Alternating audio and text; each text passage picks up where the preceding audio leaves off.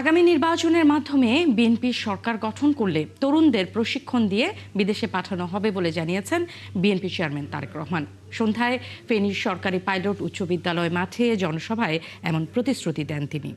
সেই সাথেই কিন্তু তিনি আশ্বাসও দিয়েছেন ফেনীতে মেডিকেল কলেজ সহ শতভাগ চিকিৎসা নিশ্চিত করার। শুধু বড় বড় হাসপাতাল না করে ঘরে ঘরে পৌঁছে দেওয়া হবে স্বাস্থ্য সেবা।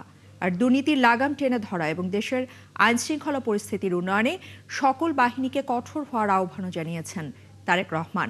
তিনি জানিয়েছেন সময় এসেছে পরিবর্তনের, তাই পরিবর্তন চাইলে ধানের শীষকে জয়ী করতে হবে। বিএনপি নেতাকর্মীদের ভোটের হিসাব বুঝে নিয়ে ঘরে ফেরার আহ্বানও জানিয়েছেন দলের শীর্ষ নেতা। আরেকটি পরিকল্পনা আছে আমাদের। সেই পরিকল্পনাটি হচ্ছে আমাদের সমাজে বহু তরুণ এবং যুবক আছে, যুব সমাজের এদের অনেকেরই চাকরি বাকরি কর্মসংস্থানের ব্যবস্থা নেই। আমরা এই মানুষগুলোর জন্য চাকরি বাকরি কর্মসংস্থানের ব্যবস্থা করতে চাই। তার জন্য আজকে চট্টগ্রামে বলেছি, আপনারা শুনেছেন ইপিজেড আছে চট্টগ্রামে। এরকম ইপিজেড চট্টগ্রামে যেমন হয়েছে শহীদ জিয়ার সময়, দেশনেত্রী খালেদা জিয়ার সময়, ঠিক একইভাবে এরকম ইপিজেড ইনশাল্লাহ আমরা ফেনী অঞ্চলেও নিয়ে আসতে চাই, যাতে করে এই এলাকার মানুষ সেই সব মিল ফ্যাক্টরিতে চাকরি সংস্থান করতে পারে। শুধু এটাই নয়, আমরা চাই আমাদের এই এলাকার অনেক মানুষ, উপজেলা পর্যায়ে গ্রাম পর্যায়ের অনেক তরুণ যুবকরা বিদেশে যায় না আপনাদের এখান থেকে? কিন্তু এই মানুষগুলোকে যদি একটু ট্রেনিং দেওয়া যায় বিভিন্ন বিষয় এবং ভাষা শিক্ষা দেওয়া যায়, তাহলে আপনাদের এই যে বিদেশে যান তার জন্য আরো ভালো বেতনের ব্যবস্থা করা যায়, ভালো বেতনের চাকরি আপনারা সংস্থান করতে পারবেন। সেজন্য আমরা চাই আমাদের তরুণ যুবকদেরকে বিভিন্ন রকম ট্রেনিং দিয়ে এবং ভাষা শিক্ষা দিয়ে আমরা তাদেরকে বিদেশে পাঠাতে চাই। এর আগে দুপুরে চট্টগ্রামের পোলো গ্রাউন্ডে নির্বাচনী জনসভায় তারেক রহমান পরিবর্তনের জন্য ধানের শীষে ভোট চান। ক্ষমতায় গেলে মানুষের নিরাপত্তা নিশ্চিত ও দুর্নীতির টুটি চেপে ধরার অঙ্গীকারও করেন তিনি। কৃষকদের ভাগ্য পরিবর্তনে বিএনপির পরিকল্পনা তুলে ধরে দলীয় প্রধান জানিয়েছেন, কৃষক বাঁচলে দেশও বাঁচবে। এ সময় চট্টগ্রামকে দেশের বাণিজ্যিক রাজধানী হিসেবে গড়ে তোলার প্রতিশ্রুতিও দেন তারেক রহমান। শফিকুল হকের প্রতিবেদন।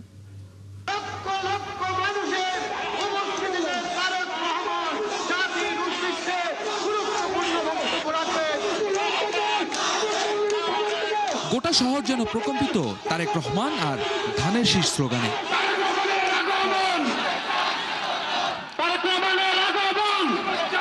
দু দশকেরও বেশি সময় পর চট্টগ্রামের মাটিতে নির্বাচনী জনসভায় তারেক রহমান সভাপত। এই জনসভা ঘিরে নেতাকর্মী ও সমর্থকদের উচ্ছ্বাস ছিল বাঁধভাঙা।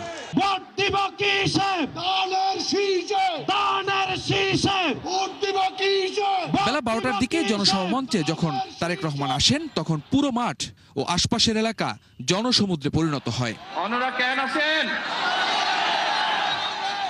লাখো জনতার সামনে আগামীর বাংলাদেশ এবং চট্টগ্রামকে নিয়ে দলের পরিকল্পনা তুলে ধরেন তারেক রহমান।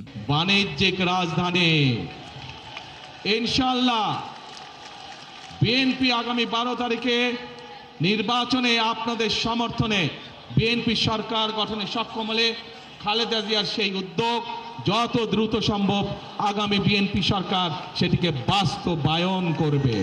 জনগণের ভোটে রাষ্ট্র ক্ষমতায় গেলে একটি সুখী, সমৃদ্ধ ও মানবিক রাষ্ট্র গঠনের প্রতিশ্রুতি দেন বিএনপি চেয়ারম্যান। পরিবর্তনের জন্য ভোট চান ধানের শীষে। পরিষ্কারভাবে আজকে আমি আপনাদের সহ এখানে হাজার লক্ষ মানুষের সামনে পরিষ্কারভাবে বলে দিতে চাই, আমরা যেসব পরিকল্পনা গ্রহণ করেছি সেই সব পরিকল্পনার মধ্যে কেউ যদি আইন শৃঙ্খলা ভঙ্গ করে বা দুর্নীতির মাধ্যমে সেগুলিকে বাধাগ্রস্ত করেন, তাদেরকে কোনো ছাড় আমরা দেব না ইনশাআল্লাহ। পাহাড় ও সমতলের সবাইকে নিয়ে প্রত্যাশিত দেশ গড়ার প্রতিশ্রুতিও দেন তারেক রহমান।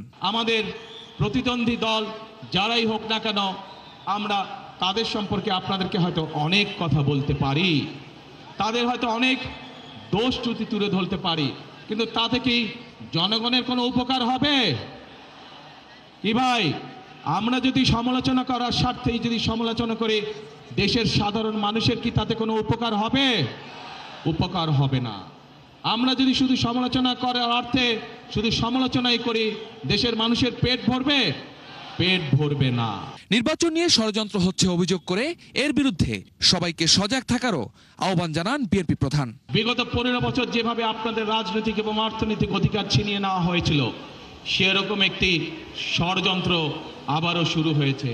আপনাদের প্রতি আমার আহ্বান, এই ষড়যন্ত্র সম্পর্কে সকালে সজাগ থাকবেন, সতর্ক থাকবেন, যাতে আবার আপনাদের অধিকার কেউ ছিনিয়ে নিতে না পারে। বক্তব্য শেষে এই অঞ্চলের ধানের শীষের 21 প্রার্থীকে পরিচয় করিয়ে দেন তারেক রহমান। দীর্ঘ রাজনৈতিক ক্যারিয়ারে প্রথমবারের মতো প্রার্থী হয়ে জাতীয় সংসদ নির্বাচনে অংশ নিচ্ছেন তারেক রহমান। চট্টগ্রামের এই ঐতিহাসিক মাঠে নির্বাচনী জনসভায় আগামীর বাংলাদেশ নিয়ে তার দলের নেওয়া পরিকল্পনার চূড়ান্ত রূপ দিতে ধানের শীষে ভোট চাইলেন বিএনপি চেয়ারম্যান। শফিকুল হক, ৭১, চট্টগ্রাম। ফেনী থেকে ঢাকা ফেরার পথে কুমিল্লার ১৪ গ্রামের জনসভায় অংশ নেওয়ার কথা রয়েছে বিএনপির চেয়ারম্যান তারেক রহমানের। সেখানে আছেন আমাদের সহকর্মী সুমন তানভীর, আমরা সরাসরি যুক্ত হচ্ছি তার সাথে। সুমন, একটু জানাবেন যে বিএনপি চেয়ারম্যান তারেক রহমানের ঠিক কখন নাগাদ ১৪ গ্রামের জনসভায় উপস্থিত হওয়ার কথা রয়েছে এবং কি অবস্থা দেখছেন সেখানকার স্থানীয় জনগণ যারা আছেন তাদের আসলে বিএনপির কাছ থেকে নির্বাচনের প্রত্যাশা কি? আসলে আমি যখন আপনার সঙ্গে যুক্ত হচ্ছি তার ঠিক 5 মিনিট আগে বিএনপি চেয়ারম্যান তারেক রহমানের গাড়ি বহরের যে অগ্রগামী দলটি তারা কিন্তু আসলে মঞ্চে উঠে গেছেন এবং আমরা যতটুকু জেনেছি এবং সংবাদেও কিন্তু আমরা দেখাচ্ছিলাম যে আসলে ফেনীর জনসভা শেষ করে কিন্তু অনেকক্ষণ আগেই তিনি রওনা দিয়েছেন। আমরা আসলে যেটি ধারণা করি যে 10-15 মিনিটের ভেতরে হয়তো তিনি এখানে এসে প্রবেশ করবেন। তবে তার আগের থেকে আমরা একটু বলে রাখি যে বিকেল 5:30টায় কিন্তু বিএনপি চেয়ারম্যান তারেক রহমানের এখানে আসার কথা ছিল এবং সেই শিডিউল অনুযায়ী কিন্তু বিকাল থেকেই কিন্তু এই যে ১৪ গ্রামের যে হাই স্কুল মাঠটি, সেই হাই স্কুল মাঠটি কিন্তু কানায় কানায় কিন্তু আসলে ভরে গেছে। আমরা একটু দেখানোর চেষ্টা করব, আসলে আমরা খুব সামনে থেকে কাভারেজ দেওয়ার চেষ্টা করছি এবং নিরাপত্তাজনিত যেহেতু একটি প্রশ্ন তারেক রহমানের বিষয়ে সবসময় আছে, সেই জায়গা থেকে একটু নিরাপত্তার কড়াকড়িও আছে। আপনি নিশ্চয়ই দেখছেন যে এই মানুষগুলো কিন্তু আসলে এখন থেকে প্রায় 1.5-2 ঘন্টা আগের থেকে কিন্তু বসে আছে এবং আমরা যখন এদের সঙ্গে কথা বলছিলাম তারা বলছিলেন যে প্রয়োজনে তারা সারা রাত বসে থাকবেন শুধু তাদের নেতাকে দেখার অপেক্ষায়, নেতাকে শোনার অপেক্ষায়। আপনি জানেন যে আসলে বিএনপি দলটি যারা আসলে করে, সে যুব দল হোক কিংবা আসলে স্বেচ্ছাসেবক দল হোক কিংবা ছাত্র দল হোক, এই দলের কিন্তু আসলে শীর্ষস্থানীয় কোনো নেতাকে কিন্তু আসলে 2006-এর পর থেকে আসলে সেইভাবে সামনাসামনি দেখার কিংবা তার নেতৃত্বে আসলে আন্দোলন করার দেশের রাজনৈতিক প্রেক্ষাপটে কিন্তু কখনো আসলে সুযোগ হয়নি। আমি যদি কুমিল্লার কথাটি আপনাকে বলি যে শেষ তারেক রহমান কুমিল্লাতে এসেছিলেন 2005 সালে, অর্থাৎ আমি যদি একদম হিসাব করে বলি তাহলে কিন্তু প্রায় 2 দশক হয়ে গেছে যে কুমিল্লাতে বিএনপির শীর্ষস্থানীয় অর্থাৎ একদম শীর্ষ পর্যায়ের যে নেতা চেয়ারপারসন তিনি কিন্তু আসলে সে লেভেলের কেউ কিন্তু আসলে কুমিল্লার মাটিতে পা রাখেননি। সর্বশেষ 2005 সালে যখন আসলে তারেক রহমান এখানে এসেছিলেন তখন তার দলীয় পদবি ছিল সিনিয়র যুগ্ম মহাসচিব। এখন তিনি বিএনপির একদম কান্ডারি হিসাবে এই কুমিল্লাতে আসছেন। তো সেই জায়গা থেকে তার কাছে কিন্তু আসলে প্রত্যাশার শেষ নেই। তবে প্রত্যাশার আগে সব নেতাকর্মীর মুখে কিন্তু একটিই কথা, এই কুমিল্লা 11 আসনটি তারেক রহমানকে তারা উপহার দিতে চান। ধন্যবাদ আপনাকে। দর্শক, 14 গ্রামে বিএনপির জনসভার সবশেষ আমাদেরকে জানাচ্ছিলেন আমাদের সহকর্মী সুমন তানভীর। যাচ্ছি পরবর্তী প্রসঙ্গে। 10 দলীয় জোটের প্রথম নির্বাচনী জনসভা ঢাকায়। ধূপখোলা, গ্যান্ডারি এবং আলিয়া মাদ্রাসা মাঠে সমাবেশ করেছে জামায়াত নেতৃত্বাধীন এই জোট। ধূপখোলায় দলটির আমির ডক্টর শফিকুর রহমান প্রতিশ্রুতি দিয়েছেন, ক্ষমতায় গেলে নারীদের জন্য সান্ধ্যকালীন বাস চালু করবেন তারা। আর জোটের শরিকরা জানিয়েছেন জুলাই চেতনায় নতুন বাংলাদেশ গড়া হবে। আরো জানাচ্ছেন সিফাত ফারুকী। নির্বাচনী প্রচারণার অংশ হিসেবে 10 দলীয় জোটের এই জনসভায় অংশ নেন অসংখ্য নেতাকর্মী ও সমর্থকরা। জনসভায় নেতারা বলেন, নতুন বাংলাদেশ গড়ার প্রত্যয়ে দেশের মানুষ একটি সুষ্ঠু নির্বাচন চায়। বেলা 1টা নাগাদ ঢাকা 4 ও 5 আসনের কাজলা বীজ এলাকায় যৌথ জনসভায় অংশ নেন জামায়াতের আমির। তিনি হুঁশিয়ারি দেন, ক্ষমতায় যারা আসবেন তারা কোনো দুর্নীতি করলে ব্যবস্থা নেওয়া হবে। একই অপরাধে একজন সাধারণ মানুষের যদি শাস্তি হয়, বিচারের আওতায় আনা হয়, ইনশাআল্লাহ তাআলা আজিম সেই সমান অপরাধ করে থাকলে প্রেসিডেন্টকেও শাস্তির আওতায় আনা হবে। এটা দেখা হবে না হু শি অর হি ইজ, তিনি কে, এটা দেখা হবে না। দেখা হবে তিনি অপরাধ করেছেন কিনা। তাদের জোটের পক্ষ থেকে বিভিন্ন প্রতিশ্রুতিও তুলে ধরেন শফিকুর রহমান। চলাচলের সময় বিশেষ করে পিক আওয়ারে বড় শহরগুলোতে রাজধানী সহ আমরা শুধু মহিলাদের জন্য ইভিনিং বাস সার্ভিস চালু করব ইনশাআল্লাহ। এ সময় ঢাকা ৬ আসনের গেন্ডারিয়া এলাকার জনসভায় অংশ নেন জামায়াতের আমির সহ 10 দলীয় জোটের নেতা এনসিপির নাসিরউদ্দিন পাটোয়ারি ও এলডিপি সভাপতি কর্নেল অলি আহমদ। তারা বলেন, দিল্লির দাসত্ব কাউকে কায়েম করতে দেয়া হবে না। যাদের স্বপ্ন জেগেছে আবার ফ্যাসিবাদী ব্যবস্থা কায়েম করার, যাদের স্বপ্ন জেগেছে 2 টার্মের বেশি প্রধানমন্ত্রী থাকার, যাদের স্বপ্ন জেগেছে আবার বিচার বিভাগকে কুক্ষিত করে বিরোধী দলকে নির্যাতনের, আমরা ইনশাআল্লাহ 12 তারিখে তাদের সেই স্বপ্ন ভেঙে দিব ইনশাআল্লাহ। দীর্ঘ 25 বছর কি দেখেছি, ভারতের দালালেরা, মোদির দাসেরা দেশ পরিচালনা করেছে। এখন জাতিকে সিদ্ধান্ত নিতে হবে। এখন একটা বড় লোক থানায় গেলে তাকে আদরে সম্বর্ধনা জানিয়ে ভিতরে নেওয়া হয়, গরিবকে বাইরে রাখা হয়, কারণ সমাজে ইনসাফ নাই। আমরা যারা এখানে আছি আমরা ওয়াদাবদ্ধ, নতুন বাংলাদেশ আমরা আপনাদেরকে উপহার দিতে চাই। আর 47, 71 ও 24-এর যোদ্ধাদের প্রতি সম্মান দেখিয়ে গণভোটে হ্যাঁ ভোট দেওয়ার আহ্বান জানান জামায়াতের আমির। শহীদদের রক্তের প্রতি সম্মান দেখানোর জন্য জুলাই যোদ্ধাদের প্রতি সম্মান দেখানোর জন্য 47, 71, 24-এ যারা লড়াই করেছেন তাদের প্রতি সম্মান দেখানোর নাম হচ্ছে সিফাত ফারুকী, 71, ঢাকা। সম্মান। এটাই জীবনের শেষ নির্বাচন, এমন বার্তা দিয়েই নিজ এলাকায় প্রচার কাজ চালাচ্ছেন বিএনপি মহাসচিব মির্জা ফখরুল ইসলাম আলমগীর। সকালে ঠাকুরগাঁয়ে গণসংযোগে সকল ধর্মের মানুষের শান্তি ও নিরাপত্তা নিশ্চিতে ধানের শীষে ভোট চান তিনি। সবুজ মাহমুদের প্রতিবেদন। বয়সের কারণে এটাই শেষ নির্বাচন উল্লেখ করে ঠাকুরগাঁও 1 আসনের ভোটারদের কাছে মানুষের জন্য কাজ করার সুযোগ দিতে ধানের শীষে ভোট চান বিএনপি মহাসচিব। আমরা যদি ধানের শীষকে জয়লাভ করতে পারি, কাজগুলো করা অনেক সহজ হবে। বিএনপির মতো বড় দলের এই শীর্ষ নেতাকে জেতাতে স্থানীয়দের মধ্যেও বেশ আগ্রহ দেখা গেছে। উনার তো শেষ বয়স, উনি তো আর নির্বাচন মনে হয় করার বয়স নাই, এজন্য ওনাদেরকে আমরা জয়যুক্ত করে বাইর করতে চাই। শুধু ঠাকুরগাঁওয়ের নাম, সারা বাংলাদেশের বিশাল নেতা। আমরা চাই উনাকে যে বিপুল ভোটে জয় করতে চাই। মির্জা আলমগীর এমন একজন মানুষ, ওনার কাছে হিন্দু, বৌদ্ধ, খ্রিস্টান সবাই মানুষ, সবাই আমরা ভাই ভাই। এদিকে সকাল থেকেই ঠাকুরগাঁ 1 আসনের শালন্দর ও গড়িয়া ইউনিয়নে পথসভা ও জনসংযোগে অংশ নেন মির্জা ফখরুল। এইটা বোধহয় আমার নির্বাচন, শেষ নির্বাচন। বয়স হয়ে গেছে, এখন আর বারবার নির্বাচন করার সুযোগ নাই, সে বয়সও নাই। তো আমি আপনাদের শেষবারের মতো অনুরোধ জানাতে চাই যে আপনারা যদি দয়া করে আমাকে ধানের শীষে ভোট দেন, তাহলে আমি কিছু কাজ করার চেষ্টা করব এই এলাকায়। পরে গড়িয়া ইসকন মন্দিরে হিন্দু সম্প্রদায়ের নেতা ও সাধারণ মানুষের সঙ্গে মত বিনিময় করেন তিনি। ভয় ও শঙ্কা না রেখে ধানের শীষে ভোট দেওয়ার আহ্বান জানান তিনি। 91 সাল থেকে নির্বাচন করতেছি, কখনো জিতেছি, কখনো হেরেছি, তাই না? কিন্তু আপনাদেরকে ছেড়ে আমি কখনো যাইনি।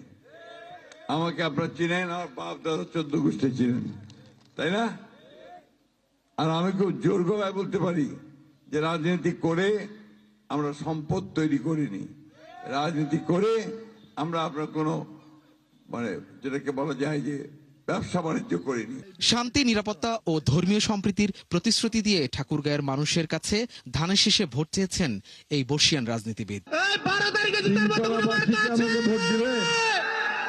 সবুজ মাহমুদ, 71, ঠাকুরগাঁও। সবাই যেন শান্তিপূর্ণভাবে কেন্দ্রে এসে ভোট দিতে পারে তা নিশ্চিতে সব ধরনের ব্যবস্থা নিচ্ছে নির্বাচন কমিশন।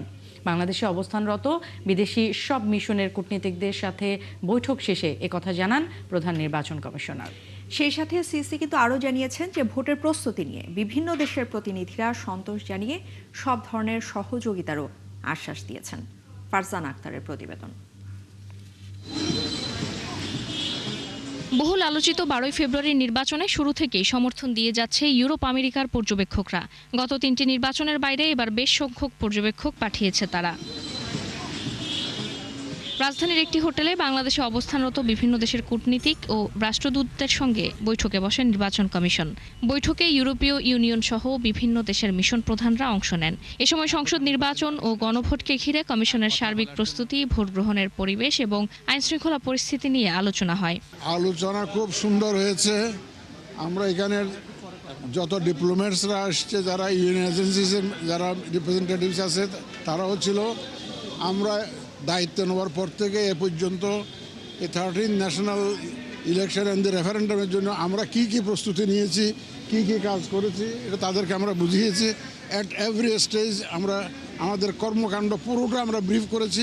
নির্বাচন অবাধ, সুষ্ঠু ও গ্রহণযোগ্য করতে সব ধরনের প্রশাসনিক ও নিরাপত্তা প্রস্তুতি নেওয়া হয়েছে বলে জানান সিইসি। আমরা চাই যে একটা মোস্ট ট্রান্সপারেন্ট একটা ইলেকশন, ক্রেডিবল একটা ইলেকশন, যাতে এখানে কোনো লুকোচুরির কোনো ব্যাপার নেই। এদেরকে আমরা বুঝিয়েছি, সেটা তারা অ্যাপ্রিসিয়েট করেছে। যাদের সাথে আমরা কথা বলেছি অ্যাম্বাসেডাররা, দে আর ভেরি হ্যাপি। বৈঠকে কূটনৈতিক প্রতিনিধিরা নির্বাচন নিয়ে তাদের পর্যবেক্ষণ ও প্রত্যাশার কথা তুলে ধরেন।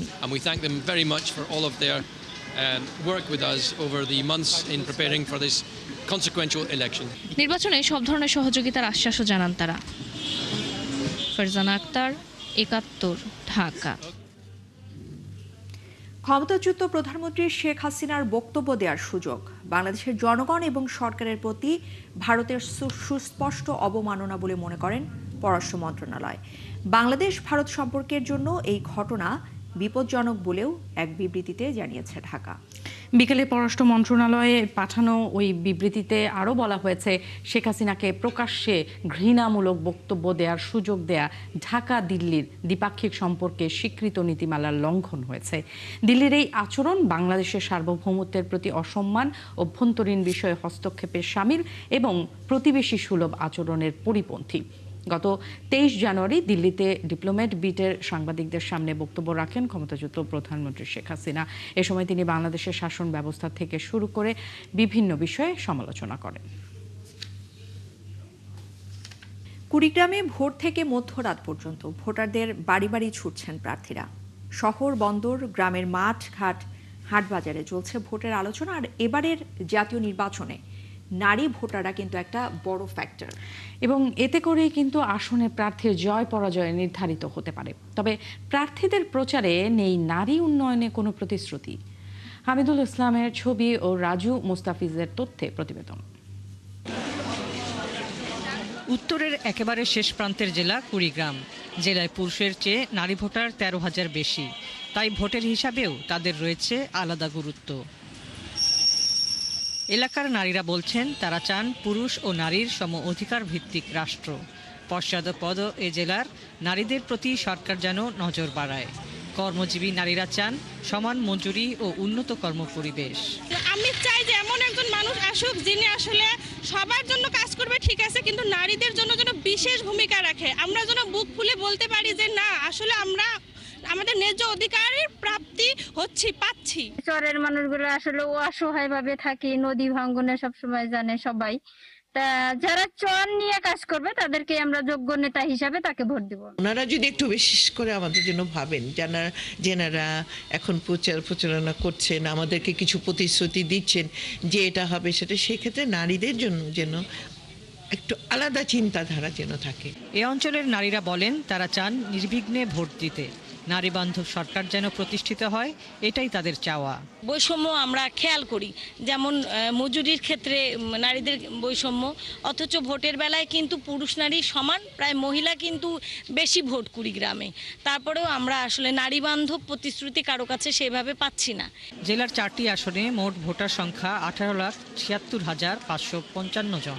এর মধ্যে পুরুষ ভোটারের সংখ্যা 9,31,727 জন এবং নারী ভোটারের সংখ্যা 9,44,807 জন। হাসিবা আলী বর্ণা, ৭১। প্রবাস থেকে ভোট দেওয়ার সুযোগ পেয়ে উচ্ছ্বসিত সৌদি আরবের জেদ্দার প্রবাসী বাংলাদেশিরা। দেশের অর্থনীতির চাকা সচল রাখা প্রবাসীদের পরিশ্রমের মূল্য কেবল রেমিটেন্স নয়, এবার পরিশোধ হবে ভোটে। তাই প্রবাসীদের চাওয়া অবাধ, সুষ্ঠু, নিরপেক্ষ এবং গ্রহণযোগ্যমূলক নির্বাচন এবং দুর্নীতিমুক্ত জনবান্ধব সরকার প্রতিষ্ঠা করা। জেদ্দা থেকে জামাল হোসেন স্বপনের তথ্য এবং ছবিতে আরাফাত ইসলামের রিপোর্ট। আসছে আগামী 12 ফেব্রুয়ারির আসন্ন ত্রয়োদশ জাতীয় সংসদ নির্বাচনে নতুন যেই সরকার ক্ষমতায় আসুক না কেন তারা যেন বিভিন্ন সুযোগ সুবিধা নিশ্চিত করে, সেটাই প্রত্যাশা জেদ্দা প্রবাসীদের। মধ্যপ্রাচ্যের সৌদি আরবের প্রবাসীরা প্রবাসী রেমিটেন্স যোদ্ধাদের রাষ্ট্রীয় স্বীকৃতিরও দাবি জানান। প্রবাসীরা চায় রাষ্ট্রীয়ভাবে তাদেরকে সম্মানিত করা হোক এবং তাদের নিরাপত্তার ব্যবস্থা করা হোক।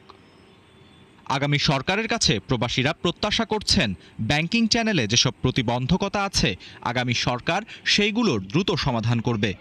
আমাদের সৌদি আরবে যে প্রবাসীদের ট্যাক্স, ওই ট্যাক্সটা যেন বাতিল করে। ওই ট্যাক্সের কারণে অনেক ফ্যামিলি বাংলাদেশে চলে গেছে। আমি একজন সৌদি প্রবাসী, আমার জন্ম এখানে, তাই প্রথমবার আমি ভোট দিতে পেরে সরকারকে ধন্যবাদ জানাই। আমাদের ভোটে যে সরকার ক্ষমতা আসবেন তিনি যাতে বিমানের টিকেটে একটু সুনজর দেন, এটাই আমরা চাই। জেদ্দা প্রবাসীরা বলছেন করোনার পর থেকে এখন পর্যন্ত দেশে ফেরার বিমানের টিকিটের দাম কমানো হয়নি। তাদের চাওয়া এই টিকিটের দাম যেন অন্যান্য দেশের মতো কমিয়ে আবার আগের দামে ফিরিয়ে আনা হয়, যাতে করে সৌদি প্রবাসীরা প্রতি বছর দেশে যেতে পারেন সহজেই। মানে টিকিট আমরা দেশে যেতে পারি না, বিভিন্ন সময় সিন্ডিকেটের টিকিটের দাম বেশি, যেতে পারি না, দেশে থাকতে হয়। জেদ্দা প্রবাসীরা সহজেই দেশে বিনিয়োগ করতে পারে, সেই ক্ষেত্রে প্রবাসীদের জন্য সুযোগ বাড়ানোরও দাবি জানান তারা। আরাফাত ইসলাম, ৭১।